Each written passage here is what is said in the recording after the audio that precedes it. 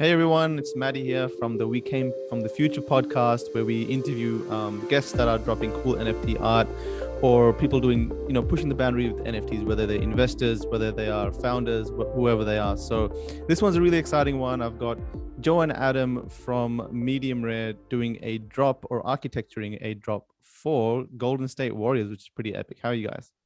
Hey, thanks for having us on, Matt. Excited to be here. Doing great. Not a problem. Not a problem. And I also have a co-host, which you all probably know pretty well, Anorak. Hey, Maddie. Thanks for having me. I'm the local sports degen for this podcast here. Exactly. So, this drop has been blowing up a bit, but I think we want to drive it back to the beginning a little bit. Joe and Adam, how'd you guys get involved in this space? A bit of background and, the thought behind this drop.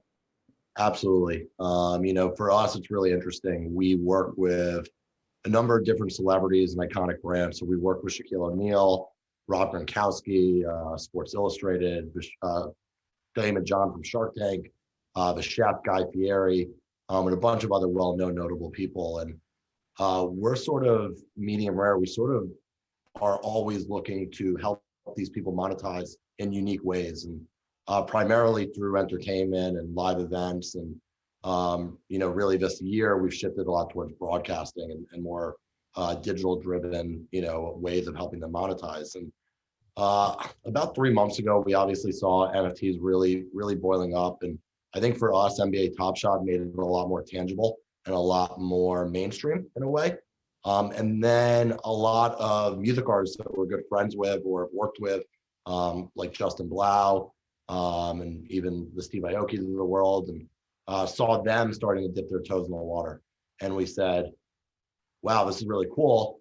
And what we saw firsthand is the NBA was obviously controlling NBA Top Shot, and the players weren't really participating in it, right? It goes through the collective bargaining agreement of the NBA. So the players like LeBron cards, LeBron Top Shot sells for like $3 million and you don't see anything from it, some small royalty. And the players aren't incentivized. Yeah, right? They're not posting about it. They're not doing interviews. They're not behind it, right? So we definitely had that thought in our head. And we, what was really interesting to us is it felt like there was no major professional athlete that did their own NFT, right? A lot of musicians were doing it, but not a major individual athlete that put their hand in there and said, I'm going to go out and really market this and really do it the same way that a lot of musicians were. And we knew Rob Gronkowski, we worked with him quite a bit and knew he would mobilize quickly. And we gave Gronk a call, and, he knew a little bit about the space. We gave him a quick crash course, and we said, look, Rob, you have an interesting opportunity here to be the first athlete to really do this. And Joe and I told him point blank, we don't know if this is a $10,000 idea or a $10 million idea. And it may not be worth your time, but it's going to be really cool. It's going to be a great opportunity for you. You're going to look as good as you do on the field. You're going to look just as good off the field now that you're like an NFT crypto wizard. And he said, let's go for it. And that was literally 2 weeks from telling Rob what NFT was all about and what the crypto community is all about to actually being on sale with an amazing NFT that did really well. So that the Rob Gronkowski NFT, literally 2 weeks from idea to execution, it did about $1.8 million in US dollar, about 1,000 Ethereum at the time. So really strong. And the media buzz around it was so overwhelming because it was right in beginning of March when NFTs were like really hitting mainstream. It and was like actually they were so hot. the week of the Beeple sale is when we were on sale with Gronk and on auction. So it was just like perfect timing. It was like serendipitous of that. And Rob being such a huge figure and him coming out and going on CNBC and, talking to Forbes and talking to ESPN about this, it made it so mainstream. And then Rob put the work in and did the Clubhouse, he did Discord. He did all the things to really connect with the community and do it the right way.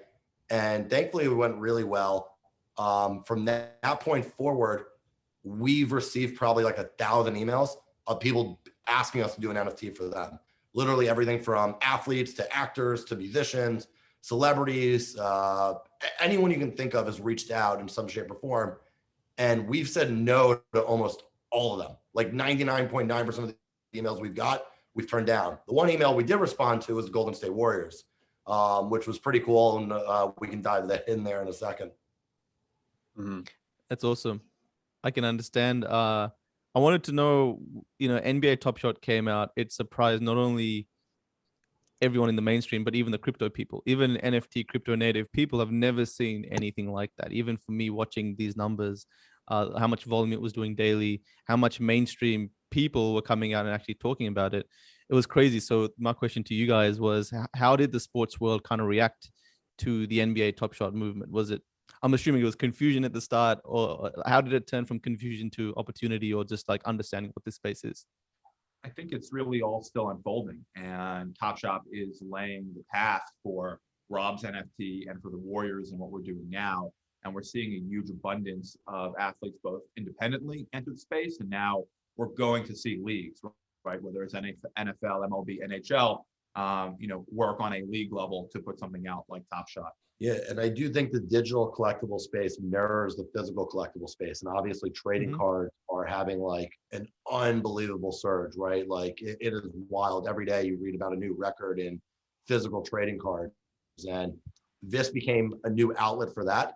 And it became a new asset class of something that people have loved for a really long time. And I think that's what really helped actually with NFTs in general. Well, it was such a tangible thing that people have known for their whole life. Like here, sports collectors. Yeah, sports collect.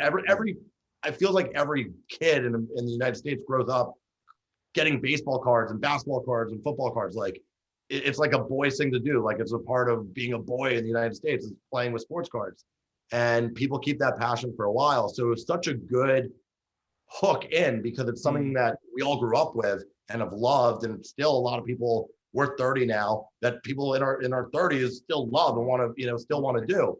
And Dapper and the NBA did such a good job of modernizing it and making it really approachable. Absolutely. And the packs and the videos, let's be real, they're a lot cooler than holding a physical card right now. And that's the way that obviously technology is pushing us forward. And I think that it's a huge milestone for the space, and there's going to be a lot more creativity that's going to spawn thanks to them. And you know what? They simplified it too, right? A lot of and they take credit cards. Yeah, they take fiat, right? It's not that easy on a lot of platforms. They made it simple. They made it approachable. They made it like a 9-year-old can go on NBA Top Shot and figure it out, right? That's incredible. A 9-year-old different than the MetaMask. Yeah, a 9-year-old couldn't go on OpenSea and like figure out a MetaMask and get money in there. It's difficult, right? It takes a while to get the hang of it and understand how this all works. So I think it just made it so approachable. That's probably the biggest thing for me. And approachable in a few aspects. Approachable because everyone loves trading cards, and approachable because the technology was so easy to use. Do you think people got it as soon as they saw NBA Top Shot though? So they saw it, they saw these gifts for sale. Were they able to put there's something collectible here, or what they were actually doing? Until the big numbers started coming in. Yeah. And that's when the media picked it up, and that's what consumers got interested in. Of course, there were collectors that were on it early, 6 months, a year ago, whenever it was introduced. But I think it was these record-setting numbers that really validated the space and made it, this isn't some novelty, this is actual collector memorabilia. And that's what started the wave. Yeah, I think that really changed it for sure. Without a doubt, pricing, all of a sudden it became real. Look, you still have your haters that are like, dude, you paid whatever, even if you paid $50, you paid $50 for a highlight you can watch on YouTube. And like, I'm sure everyone on this Zoom right now wants to take those people and throw them out the window. By the way, a card is just a piece of cardboard. Exactly. It's the same thing, right? It's what's the difference? And that's the attitude a lot of people have. But I think every day that attitude's changing. And what I think is helping to change that is actually all the great utility and physical access that a lot of NFTs are starting to provide. And it's funny with our Warriors one, it has all these great physical assets, which we'll talk about in a second. But those assets are the things that are making it tangible for a lot of people, like people that are a lot older than us and no clue how to use a computer. And they're like, hold on, so you pay this much to own a thing on the computer? But now we're like, oh, it actually comes with this tangible item or this experience. And now it registers, even including my own dad, who's 72 years old and has no clue what NFT is. He thinks he does. But he's like, oh, now you get tickets to go to a Warriors game, or you get the actual championship ring. And he's like, now it makes sense to me. So it's very funny. I think the physical items really helping people understand what this is to a degree. So I just have one question about this. And does Gronk understand the blockchain? Like, I just think of Gronk as like this like this polar bear, dude, like this, ultra football player guy. And I cannot imagine Gronkowski sitting there and talking blockchain and digital assets and stuff. That to me is mind blowing. Like, does You'd he be get it? surprised. Like, is that, Yeah, he yeah. does. It's unbelievable. And he knew a lot more than when we expected him to when we first called him. Mhm. And I think there's been a lot of press around it this week. There's been like a few NFL players that have either taken their contracts or their signing bonuses Yeah. in crypto. And it's like a bigger thing in the locker room than you would think it is. And Rob, Crazy. like, Yeah. I don't know what player or who, someone was in his ear and like they were already talking about like, I think there's 2 or 3 players in the last 24 hours that are taking crypto now for Trevor millions Lawrence, of dollars. projected number one Yeah. pick in the draft, said that he's going Yeah. to take his signing bonus in His a mix signing of bonus crypto. will be Trevor multiple Lawrence, million yeah. dollars. So it's Yeah. like As it's part of a happening in these larger locker rooms. ambassadorship too. He didn't really understand the full NFT thing, but he understood the blockchain and what crypto was. And it was something he said he was really interested in getting into. And then we gave him the elevator pitch and the crash course and actually showed him things like NBA Top Shot, which made it a lot more tangible to understand what this is and how it works. And Mhm. he got it, dude. And he ran with it. Like he's holding his own. He's on there like running clubhouses. And we're like, dude, you only have to join for 5 minutes. And like, if the questions get hard, you can grab Joe or I. And he was on there for like an hour and like didn't ask us one thing. It was just like dominating, which was incredible to see and really awesome. I think too, from a fundamental level, he grew up with 4 brothers and they all collected all sorts of cards, right? And he's just like, oh, this is the modern way of doing it. Like, I get it. He actually, a good point. He's like, our house was filled with trading cards, like stacks this big. He's like, so you mean you don't need to have that stack anymore? And like, it's actually. So he gets that. Yeah, sure. exactly. You know? Yeah, true. I That's like, funny. I'm liking the simplification of the explanation that we're getting to.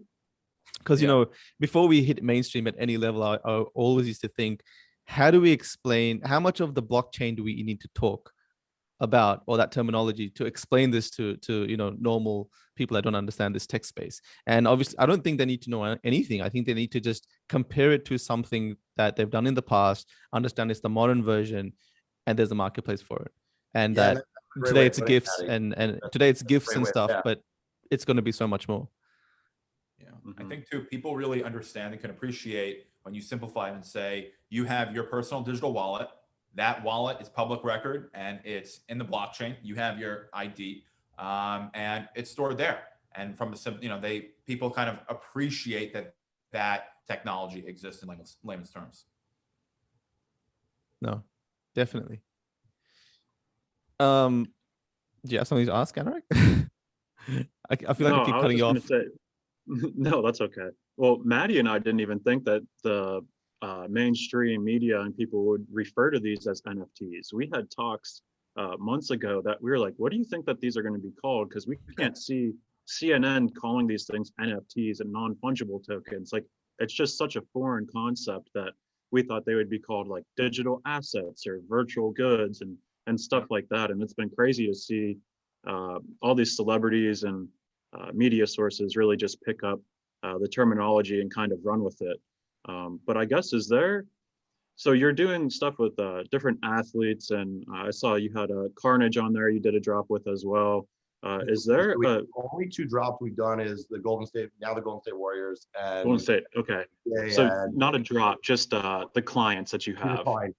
I guess. Yeah. So not a drop, but all these people that you've talked to, is there a specific industry or maybe more specific, like a sport that just kind of understands this concept more than others, especially Golden State being in, the Bay Area and Silicon Valley and all that stuff? Have you found that there's a sector that kind of understands and appreciates this technology more so than others? I think without a doubt the NBA players do. And there was actually a great article on ESPN today talking about how it's like Wall Street for NBA players, NBA Top Shot. And they mentioned the player Tyrese Halliburton, who when the NBA Top Shot was doing a drop the other day of a pack, gave a video coordinator his credit card while he was going into practice and was like, you get me this drop or you're fired basically from the team. and gave this guy his credit card. And it was a great article and just talked about how that's like the most popular thing for NBA players to do in the road. They're locked up in their hotel rooms. They're not going out the way they normally would with COVID. And the thing to do is like buy Top Shot and trade them and collect them and the whole thing. So I think the NBA as a whole, they were really first, right? No other league has their own marketplace yet even. So the NBA is just like light years ahead, it feels like, of everyone else. And we see that when people reach out, you can tell there are some people that reach out and they have no clue what the hell this is, and they just expect us to write them a check. They're just like, how much money do I get? And literally they're like, here's my bank account, just send me my million. I'm bigger than Gronk. So you can just send me, 2 million if he did 1.8 million. And there's some people like that. And then there's some people that like really understand it and have a plan, and they already come to you and they're like, we got this art made and we're doing this and we're doing that. And we looked at OpenSea and we looked at Nifty Gateway and we're not with Shore. And so there's like two ends of the spectrum. I'd say most people are more in the middle where they like know about it, but they don't know where to begin. They don't know how to find an artist. They don't know what the concept should be. They don't know what platform it should go on.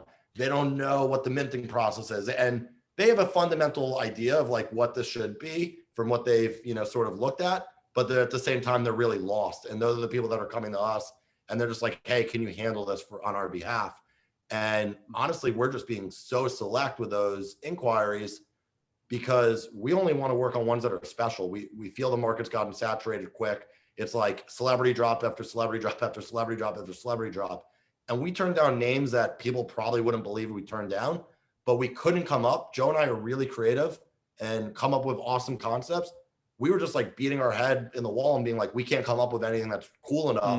We aren't doing this. You know what? We could put out the same 3D bullshit art, excuse my language, that everyone else is doing, or it's worth doing something that's awesome and really cool. And if it's not awesome and really cool, we just didn't want to do it. In all honesty, it just feels like it feels like that's what's gonna destroy the market is people just putting out nonsense, expecting to make a bunch of money, and that's it. So we want to be a lot more thoughtful and only work on ones that we look at each other and we're like, wow, this is a big deal. I think too, we really, respect the community at large and want to make sure that our offering has long-term value for these collectors. And for Gronk, for example, I think it's traded over 250,000 in the secondary already. And these are great assets. And being the first athlete in history in this space to independently launch, that's meaningful long-term value. And we hope that same strategy really that's the idea. Exactly. Right. 10 years from now, you're like, I have the Rob Gronkowski was the first major athlete NFT drop. That should have a lot more value than the one that was second or third or fourth, right? This is the first one ever. It's like having the first ever Topps trading card from 150 years ago, right? It's wild, right? So that's sort of the way we're looking at it in the same way with the Warriors. And we actually really pushed them to go fast because we said there's so much more value being the first pro sports team, the first NBA team to do this. And that's honestly what the media was today. And it was every headline, first professional sports team, Golden State Warriors launch NFT, right? And that's what I think collectors will appreciate and understand and see the value in. Yeah. I think me and Anorak and the community that, before September, that was much smaller. I think we used to always wonder how it would look when it goes mainstream. And now to actually see it all roll out and to see it all happen is kind of surreal. And again, it's weird seeing people on news channels say the word NFT. And the other day, just today, 2 hours ago, I saw Ellen DeGeneres say non-fungible tokens and try and explain it in a 4-minute video clip. And she did a drop, which I think ended at only $14,000, and relative to other celebrities, that's actually really small. Yeah. But it's good. It actually shows that the collector base or the investor base is transitioning to, okay, it's a celebrity. So what? Like, what else comes with this? What's so special about this when there's hundreds of celebrities now? Yeah. Literally a month ago, we were like $2 million, Ellen DeGeneres NFT, didn't matter what it was. Could have been a picture of her pooping or something, and it would have done like $2 million. But those days are long gone. Yeah. No, the market's definitely become a lot more sophisticated, a lot more select, and so have I think the creators need to be as well, and need to be a lot more thoughtful in what they're doing. And people are just throwing stuff out there throw it out there in all honesty. Well, I don't think Because people have a full understanding of the scope of what collectors are looking for and what's working and not working in the community, and they're rushing out kind of for the cash grab as opposed to really being strategic with, the design approach and really the whole collection. yeah, I think we can dive into it now, but I think the branding on what NFTs was kind of, when it hit mainstream, was a little bit off-putting because it was art, right? So when NFTs hit mainstream, it was perceived as art or collectibles, and that's what you do. You drop art, whether you're an artist or not. But I feel like it's not art. I feel like it's a ticket to a broad range of experiences that is actually being dropped here, and it is being dropped in the form of art. But actually, there are tickets that you can communicate regularly with over the course of decades to come, if you're the right creator or brand dropping those. So great transition. I think we should transition into what you guys are doing and the mechanics behind it and what makes it all different. But first of all, the mindset behind what the drop is, and then the mindset behind, like, why did you come up with that sort of a direction? Yeah, absolutely. This drop, the Golden State Warriors are a really storied franchise. They've won 6 NBA championships. They actually won the first NBA championship ever in 1947, which is really cool. They won in 2015, 2017, and 2018.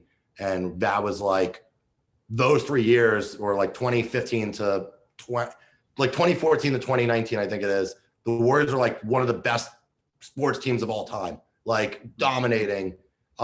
Couldn't be beat in the regular season, won 3 of 5 championships, and just like were hated by everyone that wasn't a Warriors fan.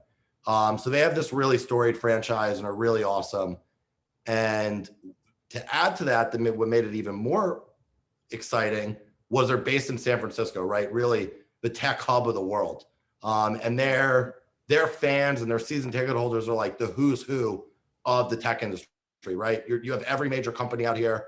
Their main sponsors are the Googles of the world. And that, you don't get that in Milwaukee, right? It's this is San Francisco. And the people that work for the organization are the same way. We were just at the game tonight, actually. It feels like you're on a tech campus. You don't feel like you're at an arena or anything. It's bizarre. It's San Francisco at its finest. And it's really cool to see. So the people in the organization really got it as well. So everything sort of really clicked there. And then we started really sitting down and brainstorming based on their storied legacy. What could we do? And the first thing that came to mind right off the bat was they have 6 championship rings. The championship rings are like iconic. They're amazing. They've never been sold to fans before. They're championship rings. Everyone knows, like, you basically need to be on the team to get a championship ring, right? You're just like an average fan. You ain't getting a championship ring. So that felt like a really cool item to take, and they had 6 of them. So we took their 6 championship rings. We found some amazing designers to take them and actually replicate them into an NFT. So they're 3D animated, they spin around, they're really up to spec, and they just look awesome. And we did that for all 6 of the championships. And what we did to really take it to another level is the first edition of each ring comes with the physical ring made from the jeweler. These rings have like $15,000, $20,000 actual jewelry value, but forget the jewelry value. That's like the cost of like materials. You can't go into the store and say, here's $20,000, let me buy that ring. You have to actually be on the Warriors to do that. So it's actually sort of priceless when you think about it. You can't buy it. So each edition one gets the championship ring, which is amazing. We think that's a great utility. And then something really cool we did is, if you buy all 6 rings, any edition of the 6, you have all 6 in your wallet, you unlock a championship banner that no one else can get. It's really cool. It's an NFT that no one else can get, and it's gamification, right? So hopefully, I don't think there's gonna be many people to do it, but maybe there's 3, 4, 5 people, and they're getting an extra NFT for buying all 6 rings that no one else can get. And hopefully that NFT has an insane amount of value for them, that there's only 3 or 4 out there. So that was a cool gamification part of it. And then the cherry on top for the ring was we took all 6 championships and put them on one ring. They've never done that before. It's an amazing design that Jacob the jeweler did, who's their jeweler that designed the original rings. And the winner of that 1 of 1 will get the physical ring and be the only person in the world to have the physical ring. Like, they're never making it again. you're the only person. We were at the game with people that work for the Warriors tonight. They're like, the owner of the team is like dying to get this ring. Like, how is he not going to be the one person in the world that has this 6 of 6 championship ring? Like, it's so cool. And they're going to actually present that ring to the winner with an in-game presentation on the court, right? So you're at the game, 20,000 people there, and they're like, here's Joe who won the NFT on OpenSea. Make some noise for Joe. Here's his championship ring that no one else in the world has. It's literally like the most priceless experience. You can't even put a price tag on it. It's so cool. So that's the championship part of it. Joe, why don't you talk about the tickets? Yeah, we thought it was important to, get creative beyond the rings and create something new. And that's how we came up with the commemorative ticket stubs. And with that, we worked together with the Warriors team and executives to identify the 10 most historic games in franchise history dating back to 1947, and bring those games to life with these animated ticket stubs. And we worked with Black Madre, a really amazing designer out of Brazil. He was actually behind the Gronk NFT, and we've worked with him quite a bit over the years to animate and create these commemorative ticket stubs. So we included the first ever NBA championship in 1947 that the Warriors won. Unique seasons like the Warriors have the all-time win record and went 73-9, which is the best overall record in the NBA. So we created a ticket to commemorate that.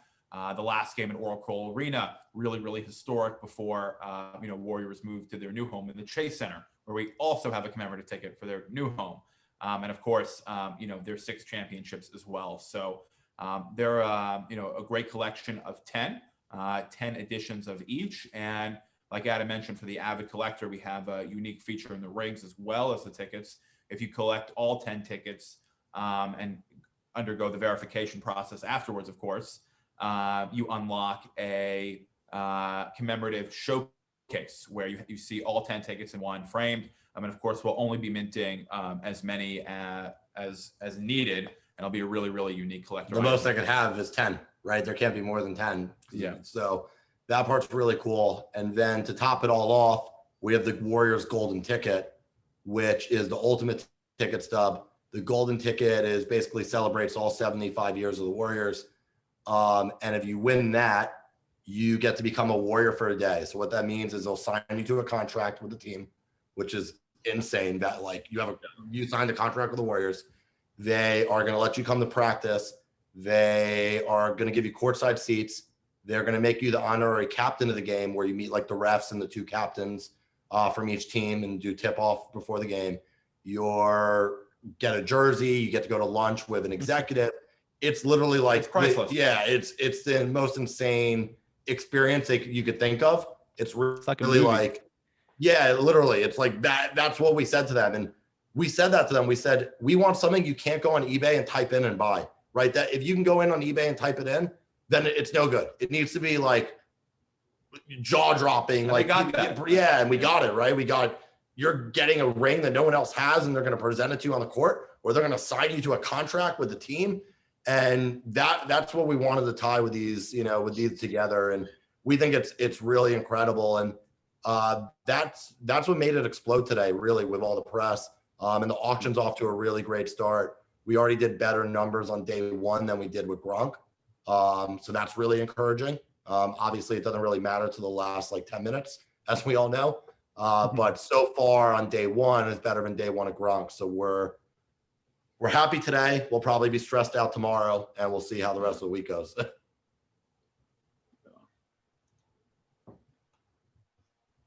No, it's sorry, buddy. I was going to say, you guys are talking about how awesome all these Warriors teams are, and I'm a diehard Cleveland Cavaliers fan, and LeBron James. Those were some series. So I think we're actually part of a few of the commemorative ticket stuff, but not for the better. Oh yeah, no, that's the thing about these rings and tickets. I'm like, oh my goodness, as an NFT fan, I want to get in on these, but as a Cavs fan, I can't let my buddies see that I have Warriors merch. But no, that's so cool. It's the ticket experience, I think, is probably my personal favorite out of what you guys just laid out. I mean, there's so much cool stuff.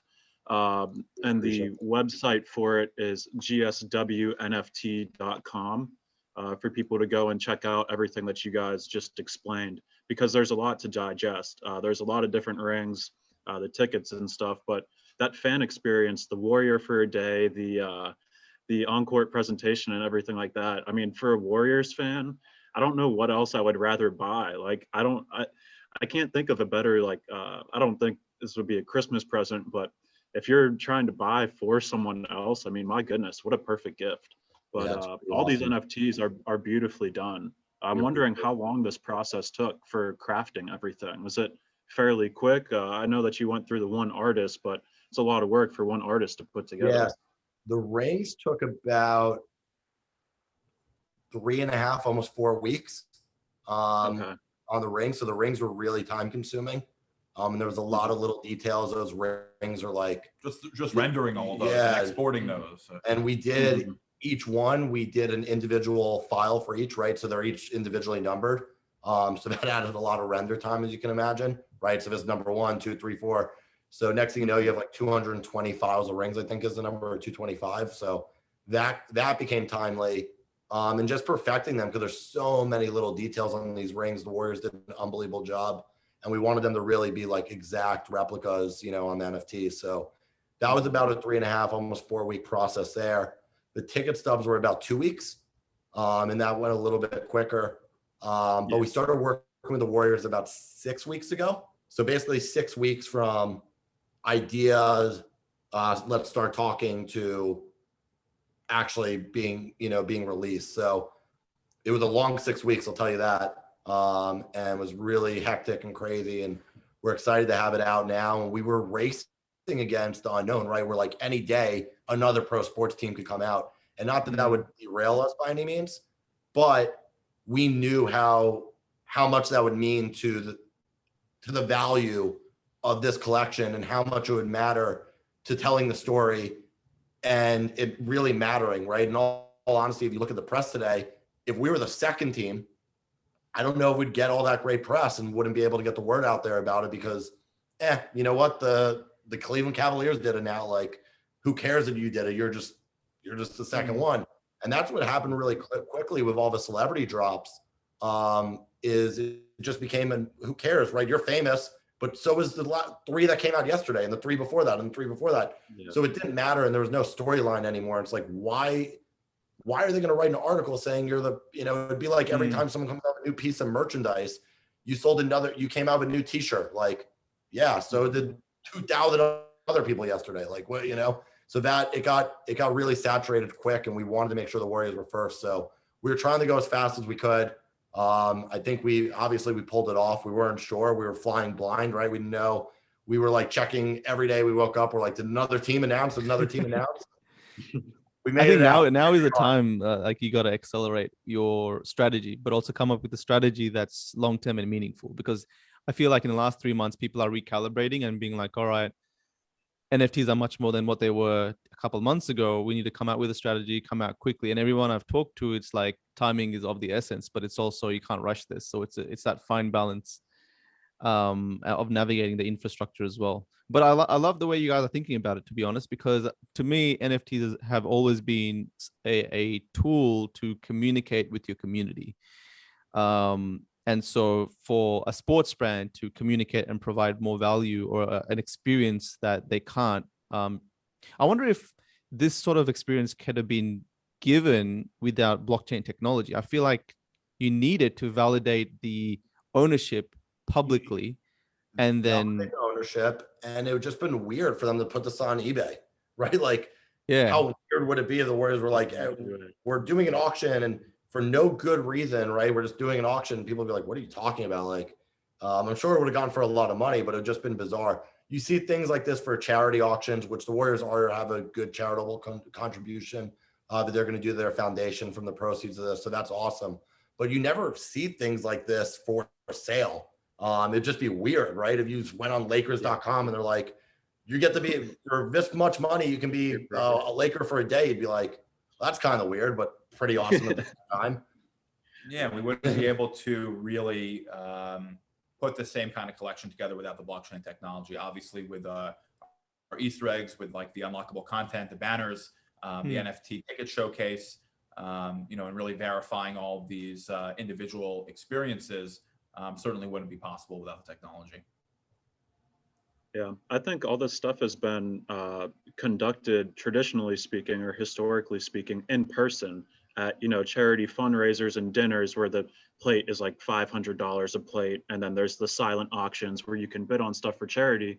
But like you guys are saying, there's never really been an easy way, I guess, or a pleasing way to do it digitally and online. There's no real interface to do this stuff online, but yeah, I think the blockchain technology is definitely being utilized here by you guys for this stuff. We appreciate it. It's interesting you put it that way, because a lot of our focus on this drop in particular is educating the market, and especially in sports when you're seeing all sorts of new collectors come into the space. That's why we went the extra mile and built out gswnft.com, where you can really see all of the different NFTs that are already minted. You have easy drop-down menus, descriptions. We even have a section there on how to set up your MetaMask wallet and really kind of get into the detail, because too often celebrities are just dropping and saying, here's my NFT, but people are very, very confused. And it's important to the Warriors with such a broad fan base of all ages to make sure that it was really, clear to their fan base on how we communicate what this exciting collection is. Awesome. Last question before we kind of close it off. This space is moving so fast. We've gone from art to collectibles to hitting mainstream to recalibrating and providing more. Where do you think this space is? What do you think it's going to look like, say, the end of this year, in terms of the utility, in terms of brands? What's NFTs going to mean? Yeah, absolutely. I think the market has to settle from a pricing perspective. And look, there just like art, right? If you go into an art gallery, you have stuff you can buy for $1 million, and you have stuff you can buy for $1. And look, there's going to be NFTs that forever that are worth astronomical amount of money, and that will last, and there'll be ones that are really special, right? That's just like art. Same thing. You buy the $1 one, you buy the $1 million one, and there will be creators that come out that do really, really well, and then there will be a more sustainable business, and that's what we're talking to the Warriors about already. Is NFTs are going to go even more mainstream, and if they go more mainstream, they can't be selling for an ETH or 2 ETH or 3 ETH. It needs to be selling for $1 or $2 or $3. And it needs to be in a currency that people understand a little bit today, and not saying that won't hold it back. But we're saying to them, next year, instead of the giveaway at the arena being a bobblehead that you physically give them, or a t-shirt you physically give them, why don't you give them a QR code, and now everyone that came to the game gets a digital collectible, gets an NFT. That's really awesome. And now they're the only people that, the 18,000 people that came to the arena Thursday night against the Timberwolves are the only 18,000 people in the world that got this NFT from the game. It's pretty cool. And they can trade it, they can collect it, they can display it online. And look, those are going to be worth $5, right? There's 18,000 of them. It's not going to be that special. Unless all of a sudden Steph Curry comes out and he scores 70 points. And now, holy crap, that digital NFT is worth $5,000. And those things are going to happen. But I think before you know it, those days will be here. And it's not as mainstream as we all think it is. It's so niche still, because the average person has no clue what this is. They've heard NFT, they've seen it on TV now, but they don't know how to set up a MetaMask. They don't have Ethereum. They don't know how to transact. They don't even know what OpenSea is, right? They're like completely clueless when it comes to this, but they know what an NFT is.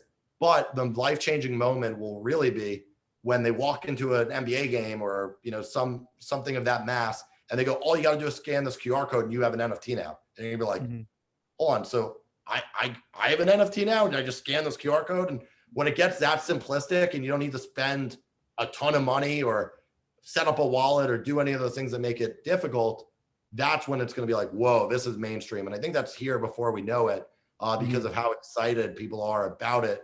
And everyone wants to be a part of it, without a doubt. They just may not have the means to or the understanding. And that's going to change it. And that's when we're going to say, we'll be back on this call saying, holy crap, now it's really mainstream. Yeah, and I think as you think about, your question was the next year, and we've been talking a lot about sports, we're going to see every league with their own version of NBA Top Shot. Obviously, it's done wonders from a revenue perspective, but also just from an excitement and fan experience, and for collectors. So I think we anticipate all of the leagues launching. We anticipate seeing many more athletes launching, many more teams launching. But if it's not going well for them and they don't have thoughtful collections that are really appealing to their fan base and collectors, it's going to actually slow back down, right? If the Cleveland Browns release an NFT and do $100,000, all of a sudden a few other teams that were planning them won't come back into the fold. So I think it's going to be really interesting to find the balance between leagues, teams, and players, and see who's able to really navigate the space most effectively. And then I think to Adam's point with the casual fan experience and the bobblehead, I think we'll start to see a lot more of that as a novelty. But hopefully sooner rather than later, we'll see a space for those more novice collectors or even big collectors to display their NFTs in a more meaningful and mainstream way to them. Because right now, if you give that bobblehead out to those 18,000 people in the arena, they're gonna be really confused on what to do with it and where to put it. So I think we'll start to see a little bit of a better solution to solve that problem soon too. I can't wait till we get to a point where we're giving out NFTs at these games, but you can play it in a game on PlayStation. So you can take your digital wallet to PlayStation or Xbox, and it's an avatar or a skin or a jersey that you got. And now everyone in that game, when they're playing against you, they know, oh, wait a second, you went to that game because they identify that jersey. I feel like that sort of interoperability or ecosystem, suddenly you're collecting these things that have all these uses across games, across the websites. It unlocks something on a website or something. Like, I feel like once everyone's on board and everyone's kind of interconnecting that way, it's just going to be like your ticket to a digital experience across many things, and it can compound. So that one NFT can be given so many use cases. Maybe that's a 5-year thing, but I can't wait till we're at that point. We're going to get there sooner than later. That's for sure. Yeah. Did you guys, so this drop is going on live now? It's on auction now. Yeah. So how does it run? Morning. Really off to a really hot start. It's on OpenSea. That's where you can transact it. To learn all about it, you go to gswnft.com. The main auction ends on Saturday at 8 p.m. Pacific, 11 p.m. Eastern time.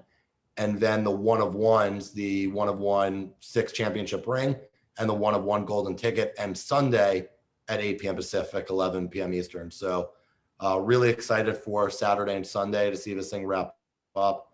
It's unbelievable. Like I said, off to a better start than the first day of Gronk, which did pretty darn well. And it's good to see that a lot of people think the market has gone really bare. So we're a little nervous and didn't know what to expect of how people would react. And right off the bat, it came out swinging. So that's encouraging. And let's see where it finishes Saturday and Sunday. And hopefully, just like we did with Gronk, we set some records on OpenSea. Hopefully we'll do it again. Awesome. I can't wait to see how it goes. I can't wait to see this experience come out. I can't wait to see the people that get that NFT and what they're going to do with it. And the next iteration, I feel like this space this space has always been a very compounding innovation kind of area. So like the next person to push the limits, someone else sees that and does something better or different. And I think that's the beauty of the space. That's why we're going exponential, because it's like, okay, what else can someone do with this technology? That's when we were the Warriors tonight. They said every team in the NBA reached out to them already and wants to learn more. There you go. And just like that, if the Warriors, knock on wood, it goes well, you will have a lot of teams that come out. Some will fumble and it won't be great. And then someone else is going to do something cooler than we're doing now. And their experience is going to be way better and their artwork's going to be even cooler. And they're going to make it even easier to transact and all those things. That's good. And Great. Yeah, we want that to keep happening. That's what's going to keep the technology relevant, right? You want people to do great things. That's what's going to keep the technology relevant, or else it's going to die out. Because what else are you going to do apart from collect? I think last month, which haven't helped, the cause at all. It's just been, a lot of junk, and that doesn't help. We actually, Gronk, what we did a month ago wouldn't be good now. And you got to innovate and you got to level up. Like you just said, we know that we're not Things are happening so quickly. Yeah, we know what we did for Gronk. We did that now. It'd be lucky if it did like a tenth of the revenue. And it was because it was great then, and the market's moving so fast and so innovative that you got to do stuff that's cutting edge, literally like in real time. Like what is cool today, it wasn't good for the market a week ago, which is insane. How fast this train is moving. But you know what the beauty of NFTs are? The fact that, all right, you drop Rob's NFTs, but hey, you can give value to them now. You can still revisit those owners. You can continue to communicate through who owns that NFT, do them another airdrop, another ticket thing, scan them to give them special access. And now that ecosystem can continue to develop. So that's the beauty of the NFTs, right? It's not okay, it's a one thing that you get. It's this one thing that you can get that can continuously be given multiple points of value. Totally. Yeah. Mhm. Anorak, any questions you have before we finish it off? No real questions. I'm excited to watch how this the auction kind of transpires over the next few days. Like you guys said, you can watch it, but it's the last 10 minutes of everything that matters. So I'm going to keep my eye on stuff. I'm probably going to throw a few bids out, but ultimately, I guess just good luck with everything Yeah, no, over, really appreciate it. over the We'll see next you in week. about 10 minutes, hopefully on Saturday. Awesome, guys. Yeah, sure. No, thank you guys. Appreciate it. So happy to have you. Good luck on the drop. And yeah, we'll all be following. Awesome. Well, thanks, Maddie. Thanks, Anorak. We really appreciate it. Look forward to doing it again soon. Awesome. Thanks, guys.